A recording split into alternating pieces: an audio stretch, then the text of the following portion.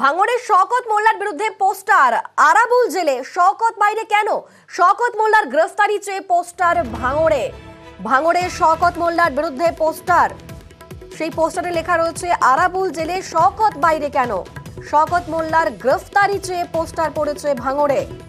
আমাদের সঙ্গে রয়েছেন প্রতিনিধি কল্যাণ। কারা সেই পোস্টার দিয়েছে, কি অভিযোগ উঠছে?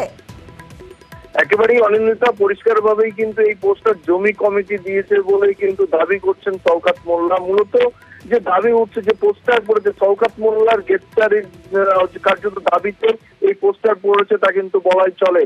শ্যামনগর যে এলাকা পাওয়ার গ্রিড সংলগ্ন, ভাঙড়ের যে পাওয়ার গ্রিড, সেই পাওয়ার গ্রিড সংলগ্ন শ্যামনগর এলাকা, সেই শ্যামনগরেই কিন্তু যে জমি কমিটির দলীয় কার্যালয় রয়েছে, সেই দলীয় কার্যালয়ের পাশেই এই পোস্টার ছবি আমরা তুলে ধরেছি। সেই পোস্টারকে কেন্দ্র করে ইতিমধ্যেই রাজনৈতিক চাপানোতর শুরু হয়েছে। শওকত মোল্লা দাবি করছে কি যে সমস্ত জমি কমিটির যে যারা সদস্য বা যারা কমিটির দায়িত্বে ছিল তারা একে একে তৃণমূলে যোগ দিচ্ছে, সেই দৃশ্য দেখেই জমি কমিটি কার্যত ক্ষোভে এই পোস্টার মেরেছে বলে শওকত মোল্লা দাবি করেন। বেশ, ধন্যবাদ কল্যাণ।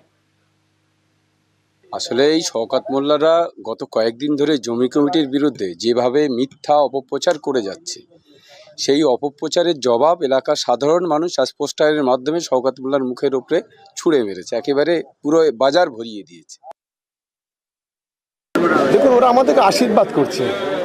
সে আমাদের পক্ষের লোক হোক আর বিপক্ষের লোক, কারা পোস্টার করছে জানি না, যারাই করুক তারা আমাদের আশীর্বাদ করছে, দোয়া করছে বলে আমি অন্তত মনে করছি। এভাবে যত বেশি করবে তত বেশি এই এলাকায় তৃণমূল কংগ্রেস শক্তিশালী হবে। কারণ ভাঙড়ের মানুষ শুভবুদ্ধি সম্পন্ন মানুষ, তারা মিথ্যাকে কখনো প্রশ্রয় দেয় না আর মিথ্যাকে কখনো প্রশ্রয় দেবেও না। এই আত্মবিশ্বাস ভাঙড়ের মানুষের প্রতি আমার আছে।